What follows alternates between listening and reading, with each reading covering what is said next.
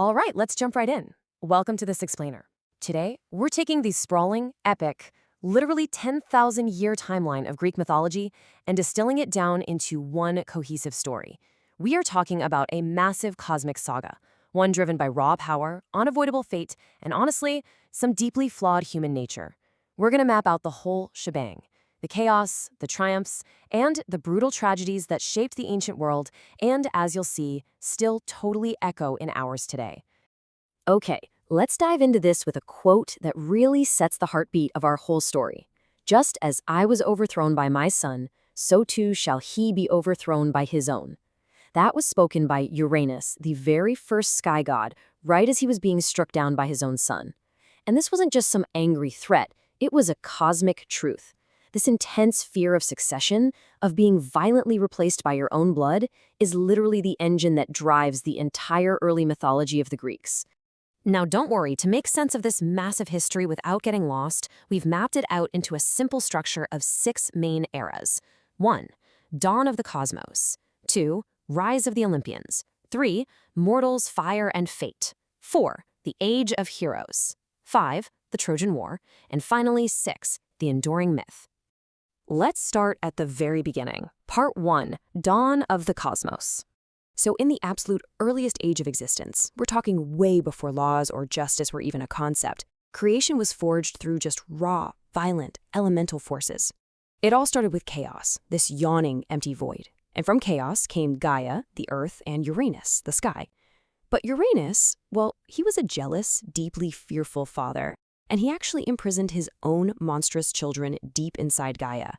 Driven completely mad by the agony of this, Gaia armed her youngest Titan son, Cronus, who stepped up and overthrew Uranus. But here's the catch. Cronus inherited his dad's paranoia. Terrified of that curse we just talked about, Cronus started swallowing his own children whole as soon as they were born. I mean, yikes, right? He kept doing this until his wife Rhea managed to smuggle away their youngest son, Zeus. And exactly as fate demanded, Zeus eventually grew up, came back, freed his siblings from his dad's stomach, and cast Cronus down. The cycle of fear and rebellion was officially complete. Which brings us to part 2, the rise of the Olympians. Now, what's really interesting here is the dramatic contrast between the old regime and the new one. The Titans on the left, they were practically forces of nature themselves. Storm, earth, time, just brute force and chaos. But the Olympians on the right, they ruled much more like a political court. They made alliances, they strategized, and maybe most importantly, they possessed some deeply human flaws. They were passionate, they got jealous, they were incredibly vengeful. They weren't just elemental forces, they were personal. So, to prevent yet another catastrophic world-ending war, the 3 victorious brothers literally cast lots to divide the cosmos. It was a fragile setup, sure, but it brought a necessary order. Zeus took the sky and became the undisputed king of Olympus. Poseidon drew the restless, mysterious sea. Hades took the shadowy underworld, ruling it with a stern, quiet resolve. And the earth? Well, that was left as a shared realm, a wild, unpredictable place where gods could walk around and where mortals would very soon rise. Moving on to part 3, mortals, fire, and fate. And spoiler alert, the gods absolutely did not make life easy for us. The ancient poet Hesiod actually mapped out humanity's tragic descent through the 5 ages of man. We started off great in a golden age of peace and harmony under Kronos, basically living like gods ourselves. But as Zeus took over, things kind of went downhill fast. The Silver Age brought arrogance and a fading of wisdom. Then the Bronze Age brought brutal, metallic, endless war. There was a brief, brilliant flash of glory in the Heroic Age, the era of demigods, which we'll look at in a sec. But ultimately, we landed right in the Iron Age.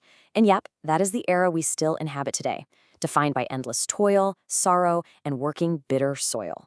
But here's the craziest part. Whether you were a perfect golden mortal, a brutal bronze warrior, or even the king of the gods himself, there was exactly one power you had to bow to: fate. The Greeks called it Moira. Now, fate wasn't a god. It was this unseen, inescapable cosmic force, kind of like gravity. The 3 sister fates spun, measured, and eventually cut the thread of every single life. If they raised their shears to cut your thread, absolutely nothing, not even Zeus, could stop them. Fate was the true supreme power in this universe. And honestly, there is no story that perfectly captures that terrifying reality of fate, quite like Oedipus. He was told a prophecy that he'd commit these unspeakable crimes against his parents, so naturally, he fled his home to protect them. But by running away to avoid his doom, he collided with a stranger on the road who turned out to be his true father, and then he ended up saving a city, winning the hand of its queen, who turned out to be his true mother. The massive takeaway here, no matter how fast you run, you just cannot outpace destiny. All right, part 4, the Age of Heroes. So the crucial point to understand is that these heroes weren't just invincible comic book supermen. They were profoundly tragic figures, and their greatness was entirely forged in suffering. You've got Perseus, the founding hero, cast into the sea as a literal infant before rising up to slay Medusa. Then there's Heracles, the ultimate symbol of mortal endurance.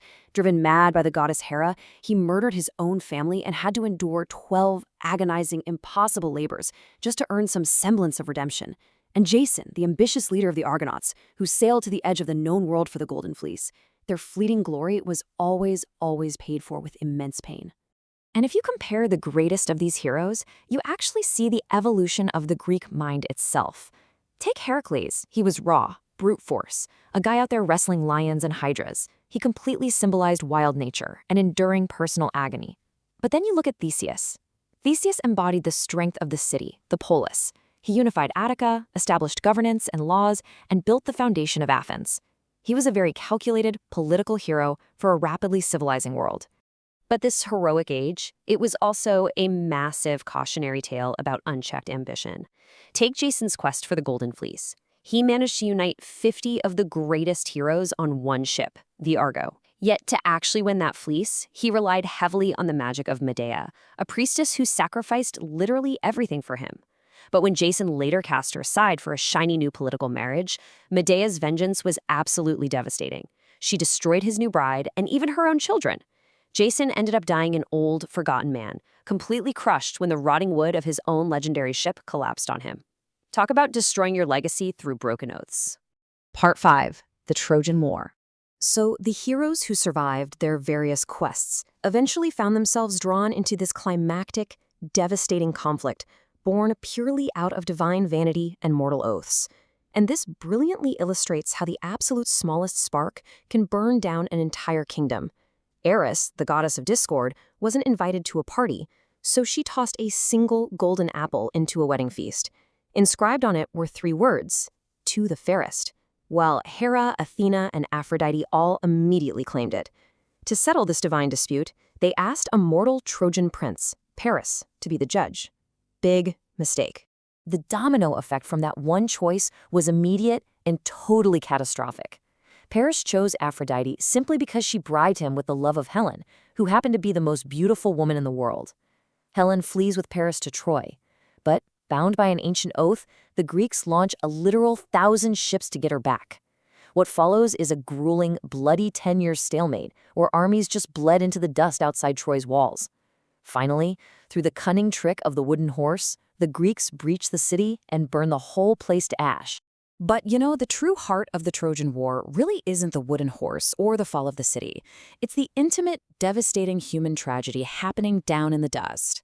The war's absolute tragic peak is the clash between the Greek champion Achilles, a demigod completely consumed by grief and this uncontrollable, legendary rage, and the Trojan prince Hector, a mortal man who is fighting purely out of a noble duty to his family and his city. Hector's death and Achilles' brutal desecration of his body really highlights the sheer senseless cost of human pride. And here's the kicker. For the Greeks, actually winning the war was just the beginning of their nightmare. The gods were so disgusted by the brutality of the sack of Troy that they punished the victors heavily. King Agamemnon returns home, year 1, only to be murdered by his wife in his own bathtub. Menelaus wanders lost for 7 years. And Odysseus?